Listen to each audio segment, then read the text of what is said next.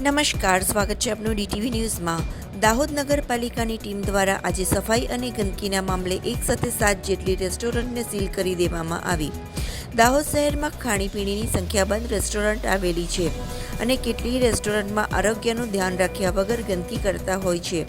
ત્યારે આજે Jhalod road overbridge પાસે આવેલા કોમ્પ્લેક્સમાં પાલિકાની ટીમ પહોંચી હતી અને ખાણીપીણીની રેસ્ટોરન્ટવાળા ગંદુ પાણી તેમજ એઠવાડ ગટર લાઇનમાં જતો હતો, તેને પગલે વારંવાર ગટર લાઇન બ્લોક થતાં ગંદુ પાણી રસ્તા ઉપર વહેતું, જેને પગલે આરોગ્ય માટે નુકસાનકારક રીતે રેસ્ટોરન્ટ ચલાવતા હતા, જેને પગલે 7 જેટલી રેસ્ટોરન્ટને પાલિકાની ટીમ દ્વારા સીલ મારવામાં આવી હતી। રાતના સમયે ખાણીપીણીનું હબ બનેલા આ વિસ્તારમાં રેસ્ટોરન્ટના કારણે આડેધડ પાર્કિંગના લીધે વારંવાર ટ્રાફિક જામના દ્રશ્યો પણ સર્જાતા હતા, જેને પગલે વાહન ચાલકોને પણ હાલાકી વેઠવી પડતી હતી। ત્યારે તમામ રેસ્ટોરન્ટને સીલ થતાં ટ્રાફિકની સમસ્યામાંથી પણ લોકોને આંશિક રાહત મળશે।